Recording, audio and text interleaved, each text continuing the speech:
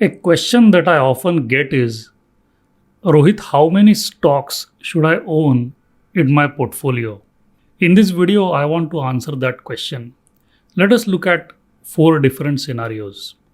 So, in the first scenario, let's say you have 10 lakh rupees and you put that money into two different stocks. So, you put 5 lakh in one stock and another 5 lakh in another stock. And let's say one of those companies goes bankrupt. What is your maximum loss? You have lost 50% of your portfolio. So, owning two stocks or one stock is extremely risky because you are not adequately diversified. The second scenario is, let's say you own 100 stocks. So, you have 10 lakh rupees and you are investing 10,000 rupees in each stock. That way you own 100 stocks. So basically you are owning 1% of your portfolio in one particular company. Let's assume that one of those companies goes bankrupt. What is your maximum loss? 1%, correct? What if that company doubles in market value? So a company goes from 10,000 to 20,000 because the market value has doubled. So your gain is 10,000 rupees on a 10 lakh rupees portfolio. So even if one of the stock doubles, you are gaining only 1%. So the problem with owning too many stocks is that you are over diversified. It doesn't make sense to own that many stocks because if one of those stocks doubles, you don't get the full effect of that on the portfolio. So you look at these two extremes. On one extreme, you have very few stocks, like one or two or three stocks, which is very risky. On the other hand, you have 100 stocks, which is over diversification. You don't get the full benefit. So we need to find a middle ground here. What is the middle ground? I suggest two options for you. One option is for the beginners, where I recommend you own at least 20 stocks. So basically what you are doing is you are putting 5% of your portfolio in each stock. So in this scenario, what is your maximum risk per stock? So if one of those companies goes down, the maximum you lose is 5% because you have taken 5%. That is the maximum exposure that you have taken to one particular stock or one particular company, correct? So that way risk can be reduced. There is a fund manager in the UK, his name is Terry Smith.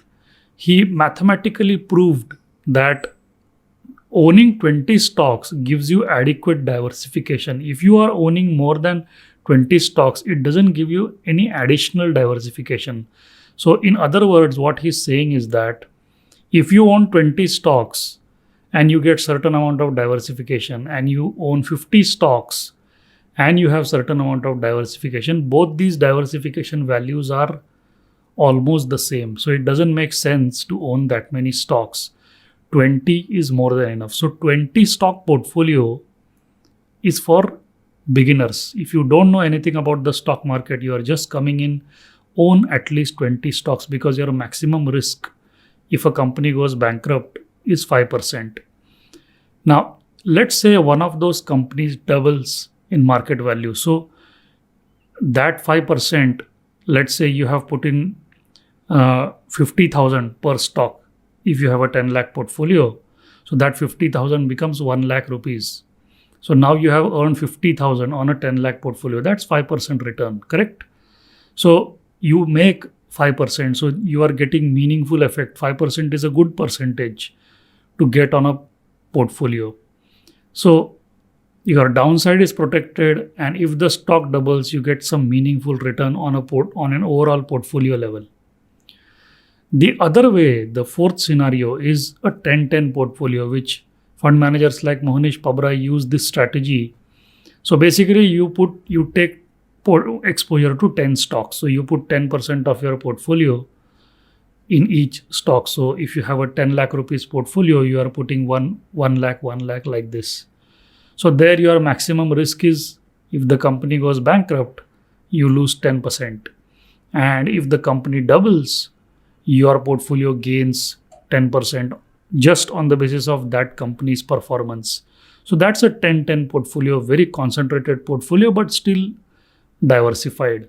Why I suggest 10-10 portfolio for professionals? Professionals meaning at least 2 to 3 years of experience in the stock market.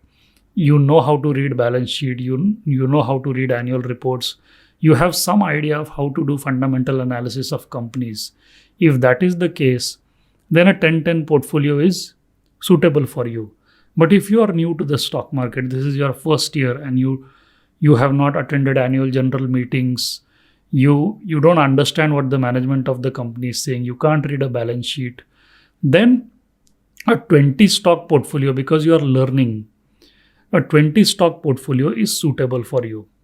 One thing to note here is that whether you choose a 10-10 portfolio or a 5-20 portfolio, eventually the top 2 or top 3 companies are going to comprise maximum value of your portfolio. Maybe the top 3 companies account for 60 to 70% of the portfolio over a period of time, because some companies will do well, some companies will not do well, and some companies will do extremely well.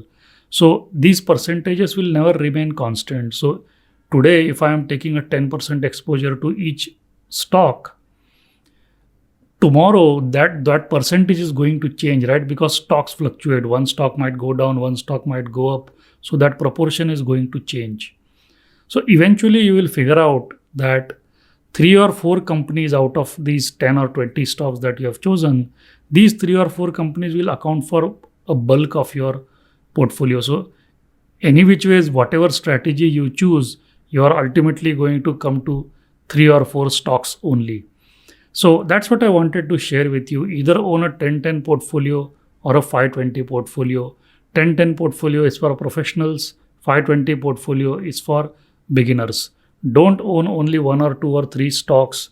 Don't own 100 stocks in your portfolio. So that's what I wanted to discuss with you, because I got this question many times. A lot of people are asking, how many stocks should I own in my portfolio?